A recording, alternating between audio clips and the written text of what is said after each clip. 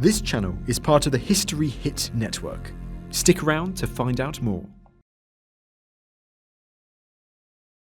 America, America, God mend thine every flaw, confirm thy soul in self-control, thy liberty in law.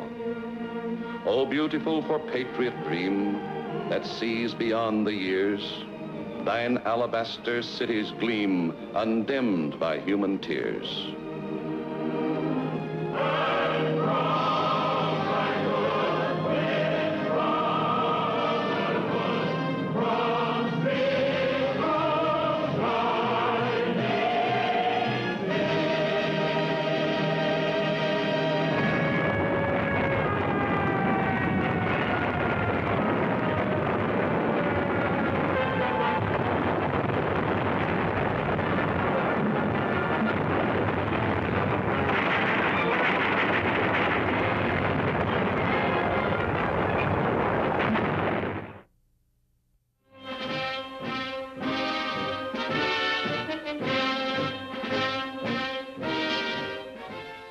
This was the Europe of 1941.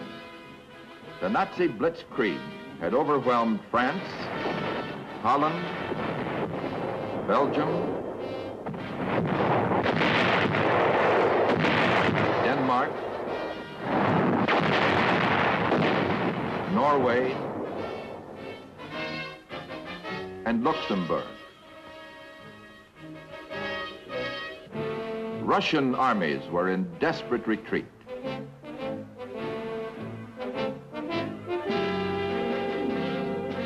The German Air Force was raining death and destruction on England.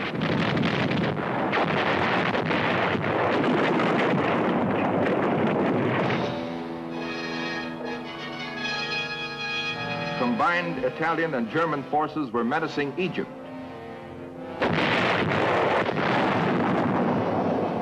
Their objective, to defeat an opposing British army and dominate all North Africa.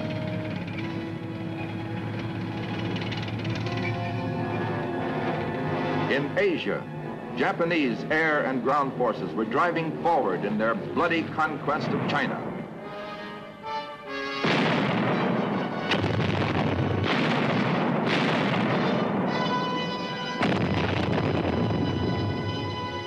Only one of the world's major powers was still not at war, the United States.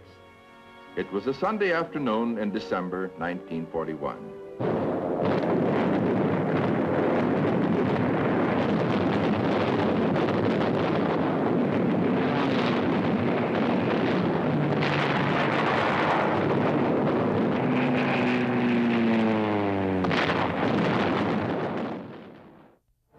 3 days after Pearl Harbor, Japanese troops landed on Luzon's north coast.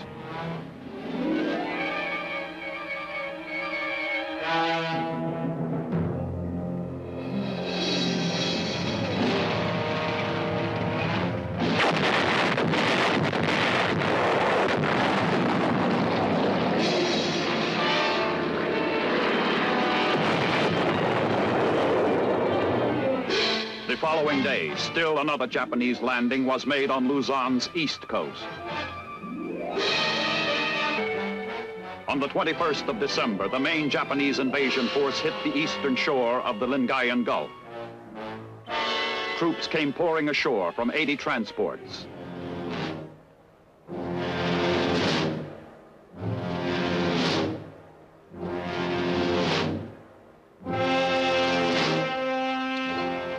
The Japanese onslaught gave General MacArthur only one choice: fight a delaying action, try to regroup his forces.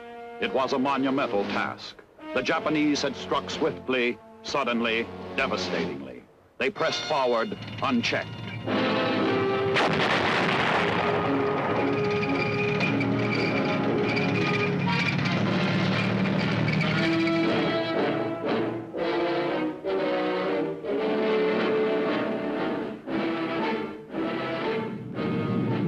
To save Manila from war's destruction, General MacArthur declared it an open city. Ignoring such humanitarian consideration, the Japanese bombed Manila. History Hit is a streaming platform that is just for history fans, with fantastic documentaries covering fascinating figures and moments in history from all over the world. Whether it's exploring the ruins and secrets of the Second World War, or rediscovering lost stories from the front of the First World War, there is a war story waiting for you on History Hit. With an unrivaled catalogue of military history documentaries, it is a must-have for any lover of history. And it's not just documentaries either. We have a network of incredible history podcasts bringing you new episodes every day. Sign up now for a 14-day free trial, and War Stories fans get 50% off their first 3 months. Just be sure to use the code WARSTORIES at checkout. On the last day of 1941, MacArthur withdrew to the mountainous terrain of the Bataan Peninsula, for Bataan and Corregidor commanded Manila Bay.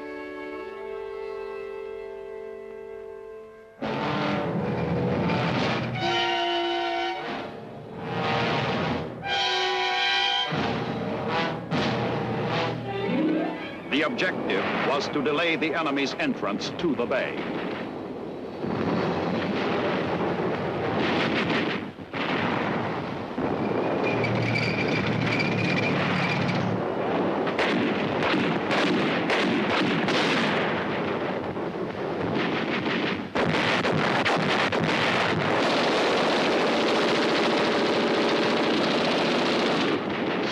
MacArthur and his battling bastards of Bataan, as the troops in grim humor called themselves, knew they were fighting a losing battle.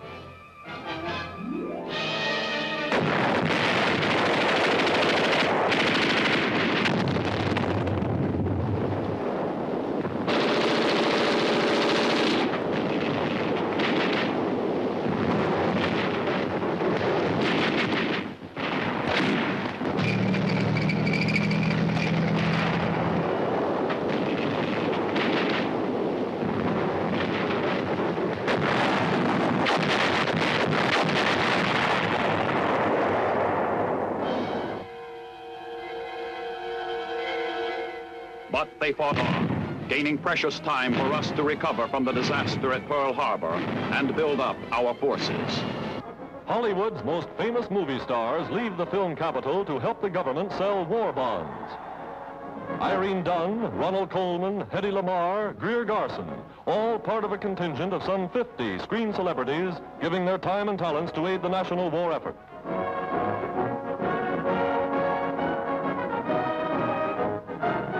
The country has asked the people to invest $1 billion in 1 month to help pay for the war. And here's the start of the drive. Boarding a special train for Washington, they'll tour 300 cities from coast to coast. Go to any city that agrees to subscribe at least $1 million.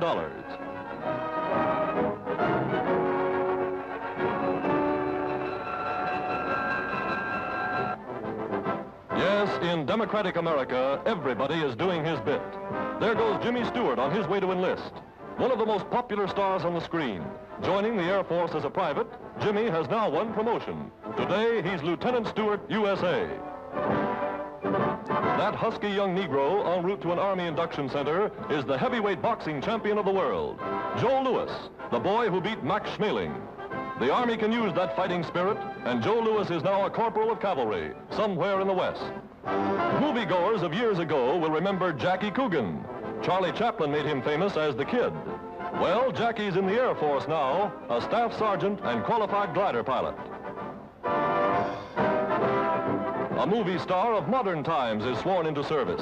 Tyrone Power, hero of many a daring exploit on the silver screens of the world. He'll now play his greatest role as a Leatherneck Marine.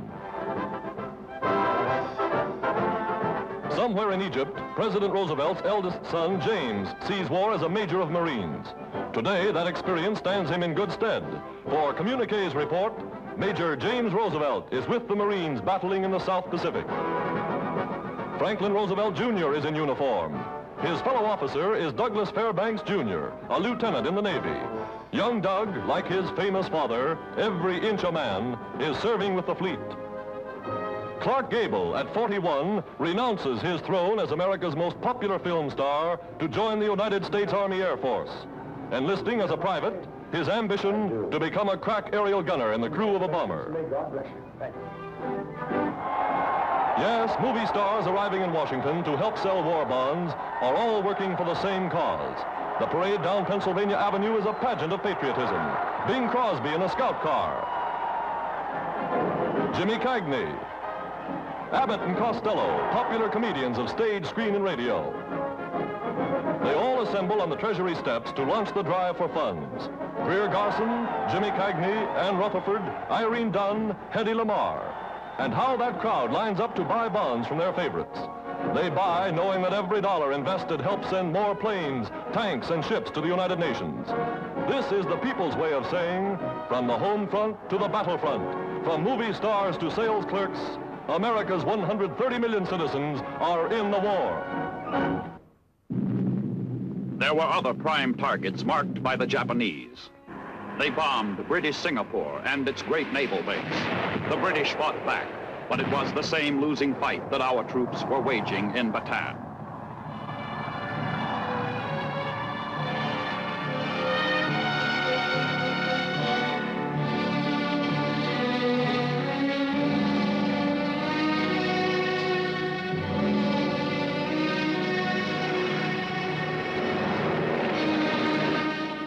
On New Year's Day, 1942, the siege of Bataan began.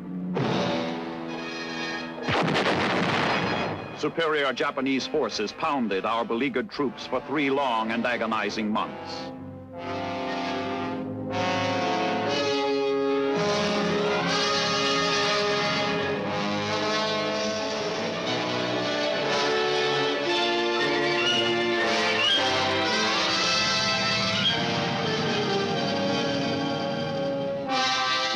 On February 22nd, 1942, President Roosevelt ordered General MacArthur to leave the Philippines and proceed to Australia as Supreme Allied Commander in the Southwest Pacific. MacArthur turned over his command to General Jonathan Wainwright.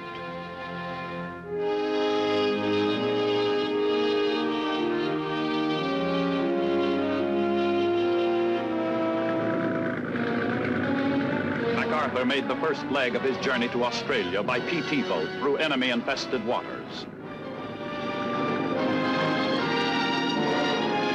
And then by plane from Mindanao. Bataan fell on the 9th of April, 1942.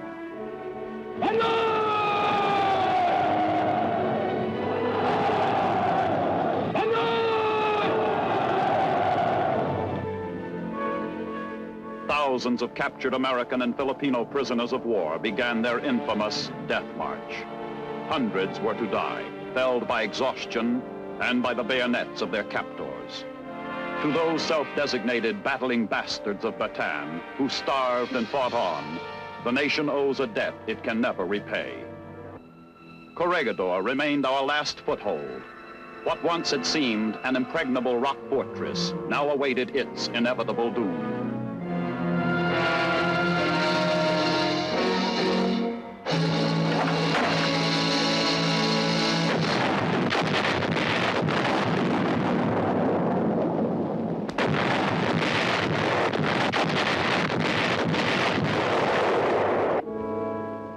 The fortunes of the United States and its allies were at their lowest ebb.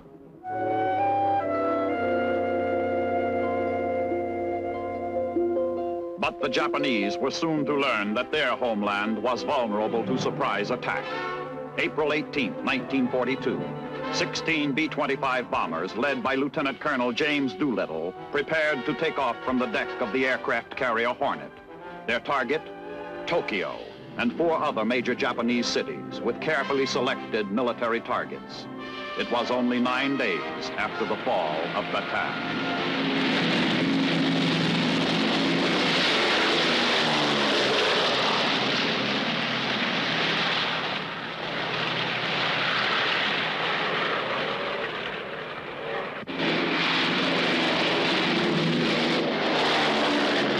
Never before had such a carrier-based operation been attempted.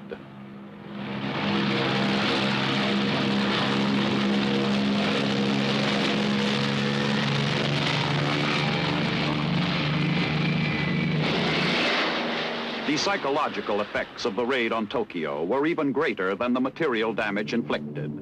It raised the morale of all Americans. It shocked the enemy into realization that we had the will and the wherewithal to carry the war to the heart of his own homeland. The world's mightiest bomber plant is rolling. Henry Ford welcomes British and U.S. war supply heads Oliver Littleton and Donald Nelson. The schedule, one bomber every hour. Second stop on their tour of inspection is the assembly line of a huge tank plant.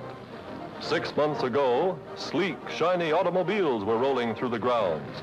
Today, grim, heavy weapons of war are being readied for service at the front. On the Pacific coast, workers in a bomber plant get a visit from America's hero of the hour, General James Doolittle, the man who led the first United States bombing raid on Tokyo. Addressing the men who built the ships that rained bombs on Japan, the general said, "Thanks for some great airplanes."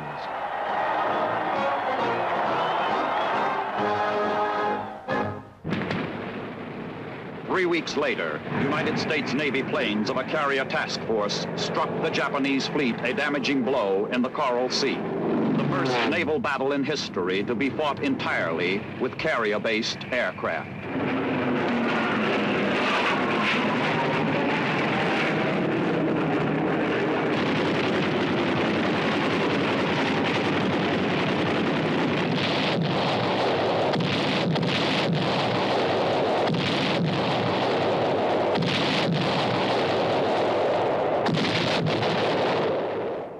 While the Navy was starting to make a comeback, General Wainwright surrendered Corregidor.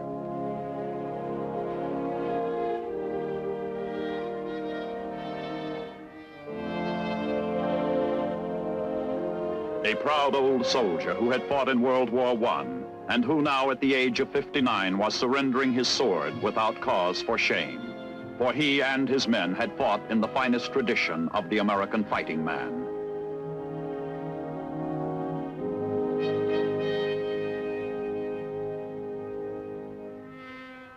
Our stubborn defense of Corregidor had put the Japanese conquest 4 months behind the schedule and sent General Hama back to Japan, relieved of his command.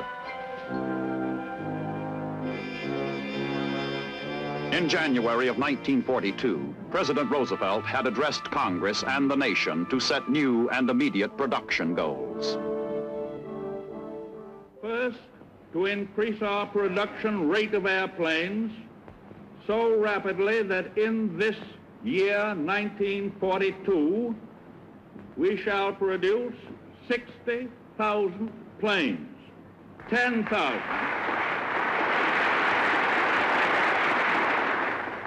10,000, by the way, more than the goal that we set a year and a half ago. This includes 45,000 combat planes, bombers, dive bombers, pursuit planes. The rate of increase will be maintained, continued, so that next year, 1943, we shall produce 125,000 airplanes, including 100,000 combat planes.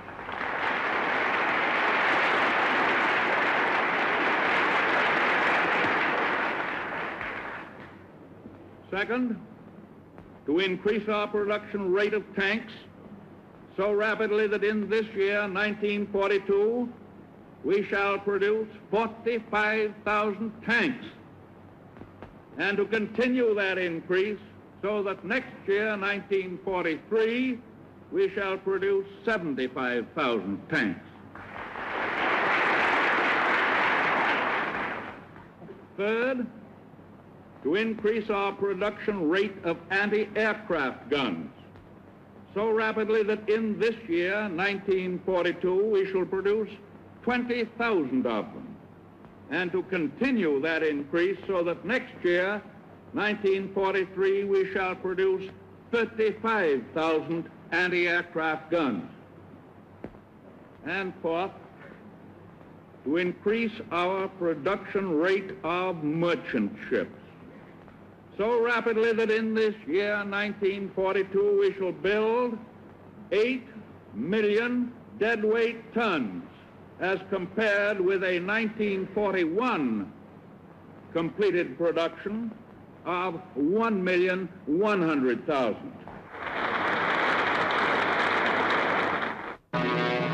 Immense forces were mobilizing.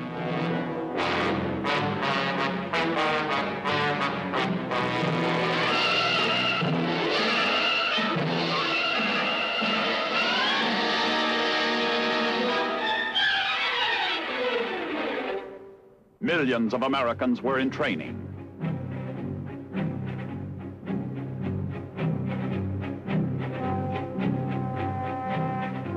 The infantry, airborne infantry, field artillery, anti-aircraft artillery,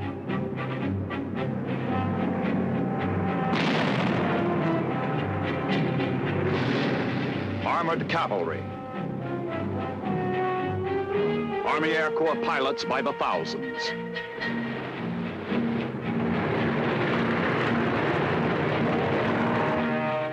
Woman power as well as manpower.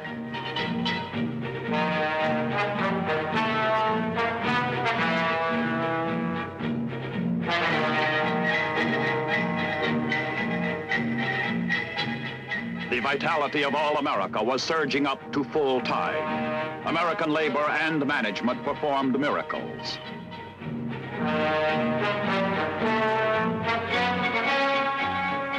Planes, tanks,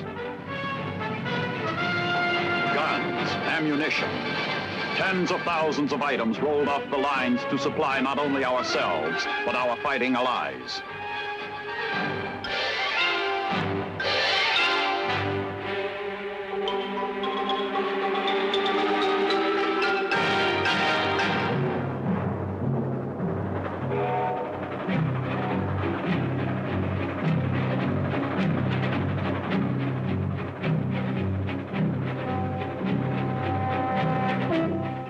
On the home front, 1942 was a momentous year. Great plans and stratagems were being laid and coordinated.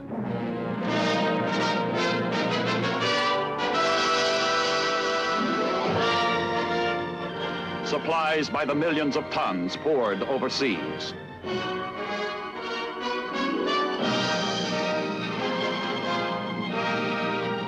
Nazi submarines took a heavy toll.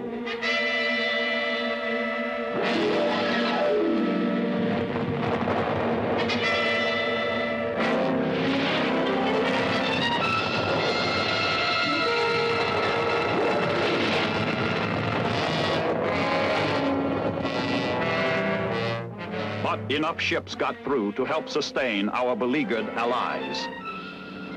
In the air, the tables were starting to turn. 1,000 Royal Air Force planes in a single massive saturation raid smashed Cologne, Germany.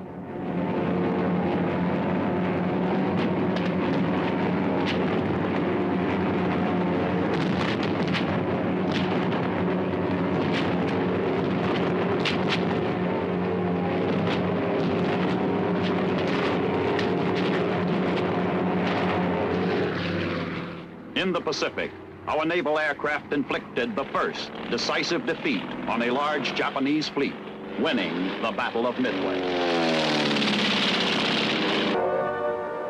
Filmed under fire, these are the first pictures of America's great naval victory in the Pacific. Army, Navy, and Marine planes, cooperating with the fleet, surprise a Jap invasion force sent to capture strategic Midway Island, stepping stone to Hawaii and the North American continent. U.S. planes roaring to the attack amid a rain of anti-aircraft fire.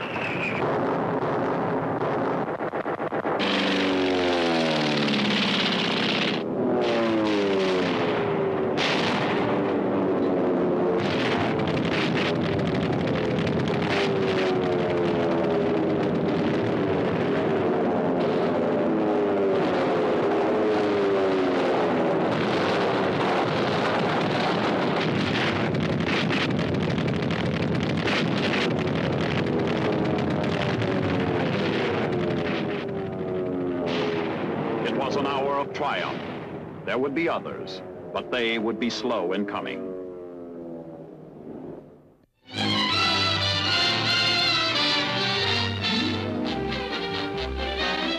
Listen, gents, I've been pushing the hack around New York for quite a couple of years, namely 22. It is my personal experience that there is more automobiles in said city than there is people. How would you like to have to navigate through this mob in order to make a nice couple of dollars? Well, I was going to retire and take up a new line of business until certain Japanazis decided to clop us on the chops. First result is I don't have to retire because this here war has made from traffic a dead macro.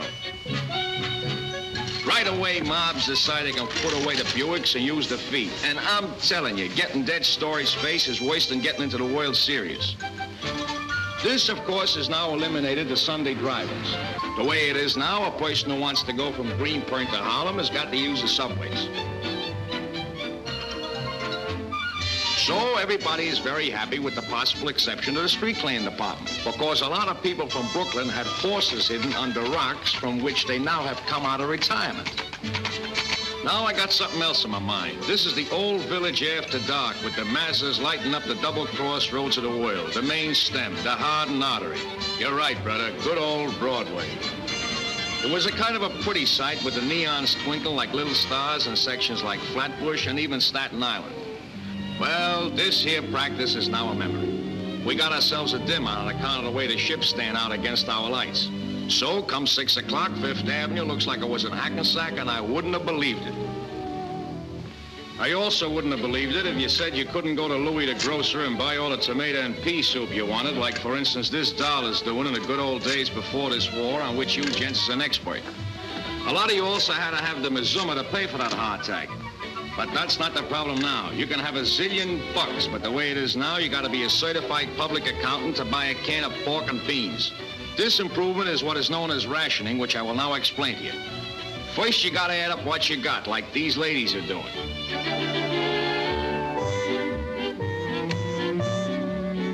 Then if what you got ain't enough, you start to make a list of what it takes to feed the relatives, the kids, and maybe a couple of old cousins thrown in. After you do this, you go and you stand on line to get a book, without which the grocery will positively give you a fisheye.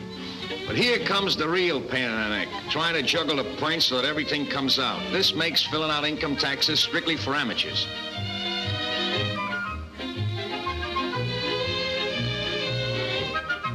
And there are lots of people who now wish they hadn't played hooky when a teacher was given out with addition and subtraction. Because if you don't figure right, you have nothing to chew on but fresh vegetables, which is hay strictly for citizens that chew their cuds, or maybe rabbits. But even me and all the other characters in Manhattan ain't those. And this goes for all the citizens in the suburbs, which reaches to the Los Angeles county line. We know where the gas is going and the electric light bulbs and the ketchup. You're getting it, gents, and that's okay with us. Eat hearty, bub, and bring the pennant back to the guys who are sitting in the bleachers yelling for a home run. America honors Army nurses who served under fire in the Philippines. Heroines of Manila, of Bataan and Corregidor, their deeds have written an epic chapter in U.S. history. Mrs. Roosevelt looks on as 6 who came back received medals for valor. To student nurses, their courage is an inspiration. Caring for the wounded until told to go, they were the last to leave. On the home front, women enlist for less glamorous, less hazardous, but equally important work in industry. Replacing men who are called to the colors, these girls are operating one of the nation's biggest lumber mills.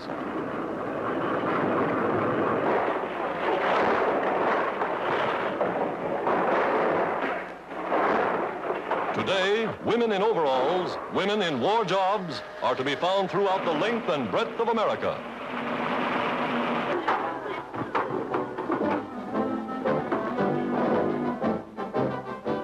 Even at Army proving grounds, the so-called weaker sex is doing a man-sized job. Testing tanks is just daily routine for this all-girl crew.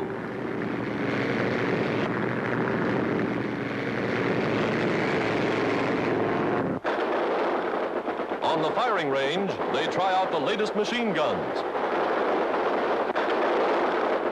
A 50-millimeter aerial defense weapon with plenty of kick. Manning anti-aircraft batteries, they feed shells and fire them with clockwork precision.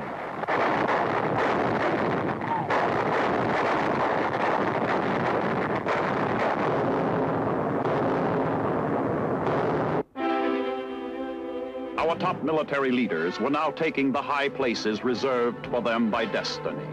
General Douglas MacArthur, commander in the Southwest Pacific, and Admiral Chester Nimitz.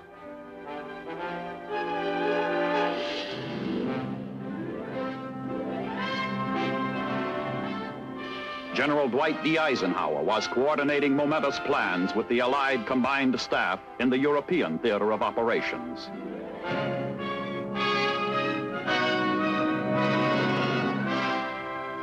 General Leslie McNair, commanding general of all American ground forces.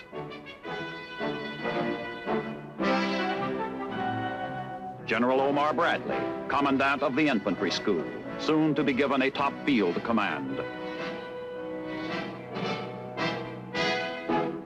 General Henry Hap Arnold, commanding Army Air Forces. General Brehon Somerville moved up to Chief of the Services of Supply with the stupendous task of logistical support for what would finally be an army of many millions deployed throughout the world. The first of our troops began arriving at overseas staging areas. In North Ireland, England, Australia. On bloody Guadalcanal, Army troops relieved battle-scarred and weary Marines to continue the fight for the Solomon Islands.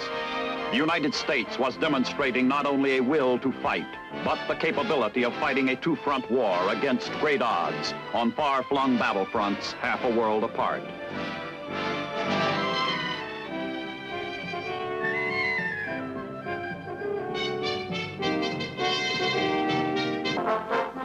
Guadalcanal Airport, the tiny patch of land for which Japan has sacrificed a fleet of warships and thousands of fighting men, still bristles with United States bombers.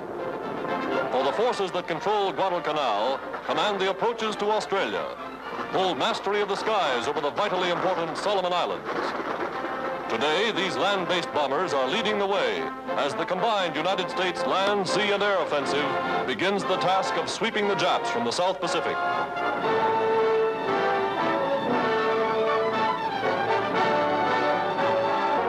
Plunging into malaria-infested jungles, the Marines steadily, doggedly enlarge their hold on the island.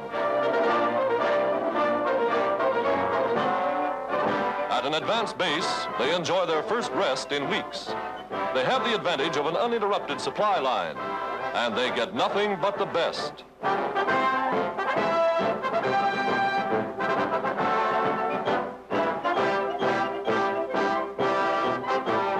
Marines take no chances on being surprised by roving Jap patrols.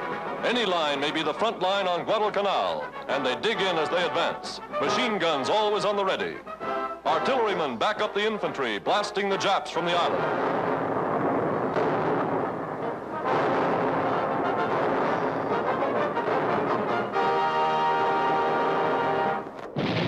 On the 8th of November, 1942, American amphibious forces struck the shores of North Africa.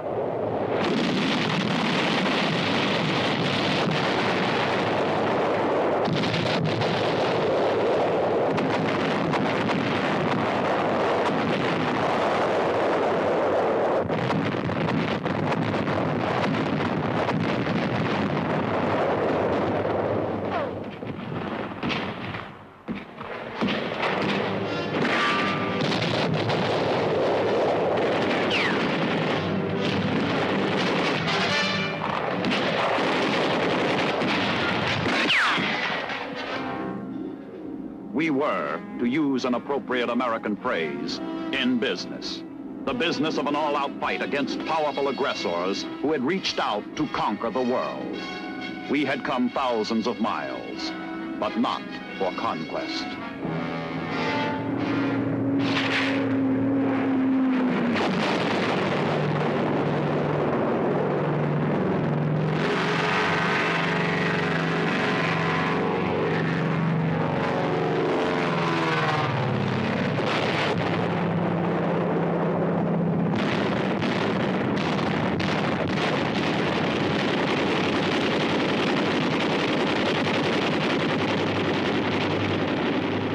1942, the commander of our ground forces, General Leslie McNair, said it best. The United States is stretching out its arms to encircle the globe, not in conquest, but in protection. Even with our powerful allies, the task is vast and calls for our utmost all-out effort.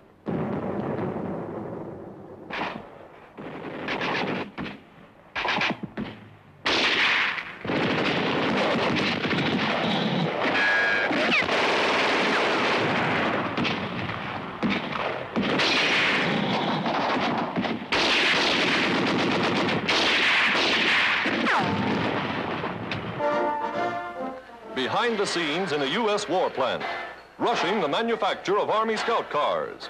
Here is a vivid example of how the famous American Auto Assembly Line has been converted to speed equipment for war. American engineering genius for mass production, getting things done in a hurry.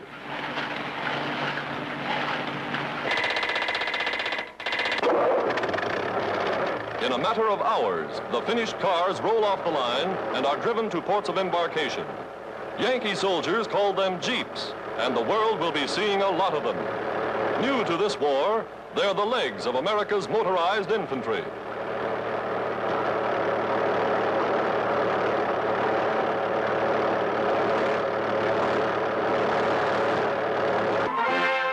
Atop a new Yukon trail a few miles from the Alaskan border, men of the famous Canadian Mounted Police join in opening the new United States to Alaska Highway, one of the greatest road-building feats of all time. Officials cut the ribbon barrier in simple tribute to the American Army engineers who blazed the vital pathway through the Arctic wilderness. Completed months ahead of schedule, the new 1,600-mile Alcon Highway sees the first truck convoy begin to roll. A new Northwest Passage linking the United States with Alaska.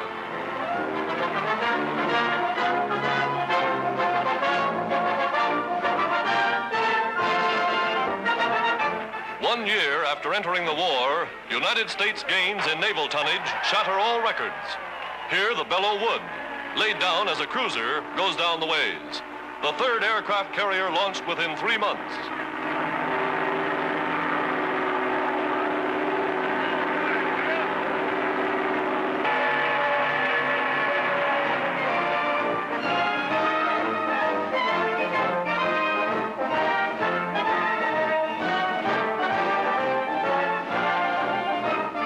At another shipyard, the carrier Bunker Hill is launched, one of 26 ships to slide down the ways in a single day.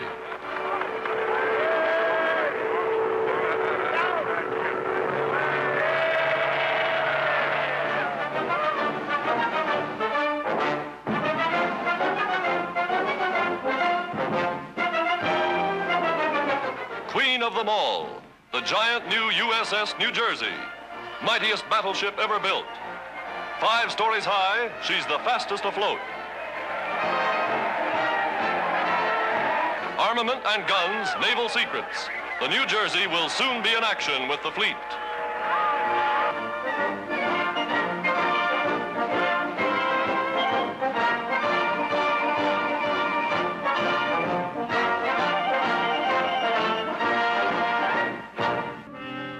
By winter 1942, 1 year after Pearl Harbor, our Army fighting forces were building up fast and being deployed around the world, fighting beside Australian troops in New Guinea,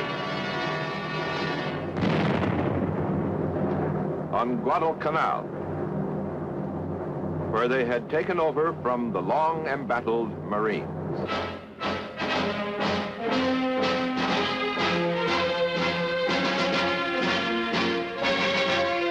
Large-scale amphibious landings had been made successfully in North Africa.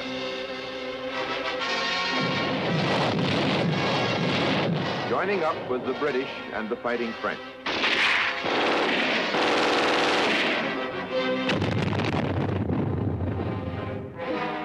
Other Army units were arriving in overseas staging areas in North Ireland, England, and Australia. As our combat and support forces began to encircle the globe, our lengthening supply lines were stretched to the utmost.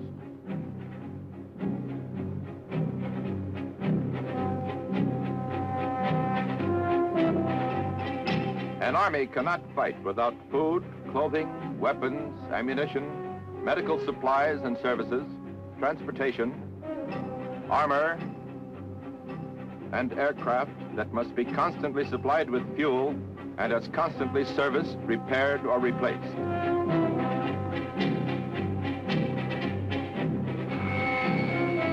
During the fighting of the vast stretches of arid desert land in North Africa, German General von Ravenstein, commander of the 21st Panzer Division, remarked that North Africa is a tactician's paradise and a quartermaster's hell. An American or Allied commander could very well have made the same statement.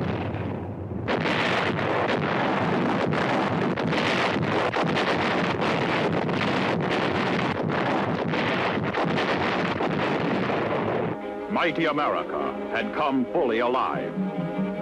A revitalized agriculture reached the largest food production goals in the history of mankind. Food not only for ourselves and our allies, but for the hungry populations of the countries our armies would liberate and occupy.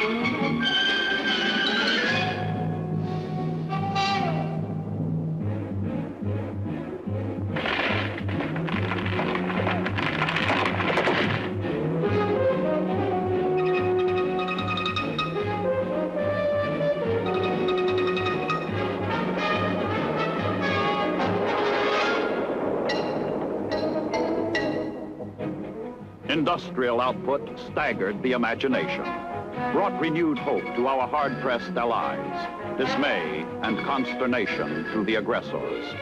It amazed even ourselves.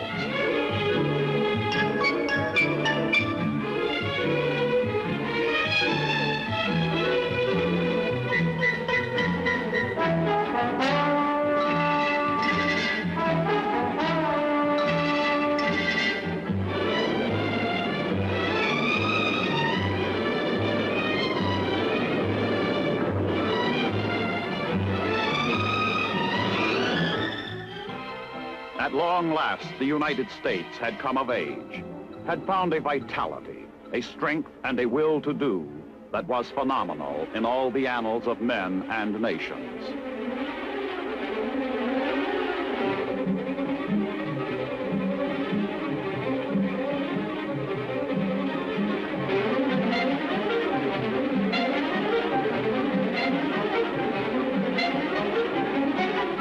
Great convoys of ships stretched out as far as the eye could see, carrying the millions of tons of cargo we kept pouring overseas.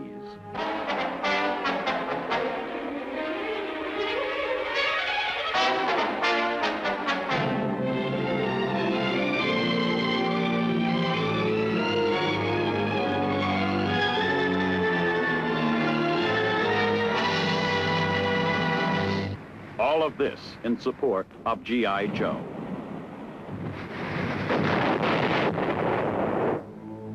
And who was G.I. Joe? He was the oft-times grimy, unshaven, heart and soul, blood and guts of America, the citizen soldier, the immortal image of the American fighting man whose forefathers had starved and frozen at Valley Forge to fight on and triumph at Yorktown, and again a few years later at the Battle of New Orleans. He had been a raw recruit at Bull Run, but emerged the victor at Gettysburg and the winner of a great and tragic civil war at Appomattox. He was the man who drove the enemy to defeat at Chateau Thierry, at Saint Mihiel and the Meuse Argonne. He was and is the American soldier personified.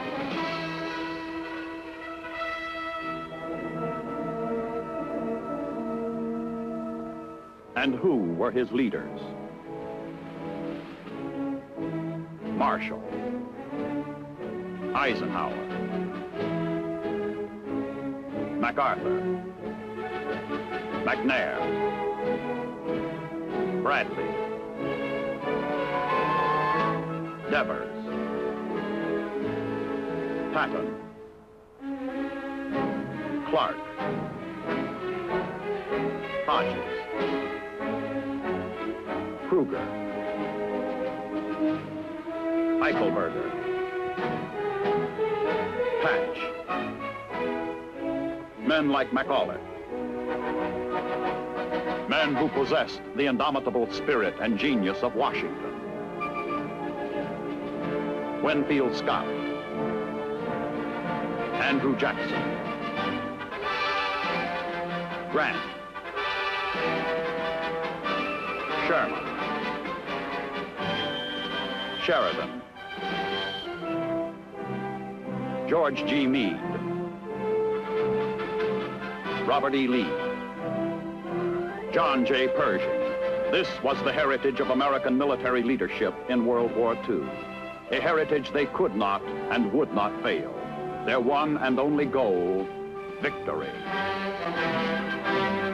From buck privates to four-star generals, these were the priceless outpouring of America's greatest resource, the product of more than a century and a half of freedom, of democracy in action, of a great dream that their forefathers had fought for and made a reality, and which these, their sons, were fighting to preserve.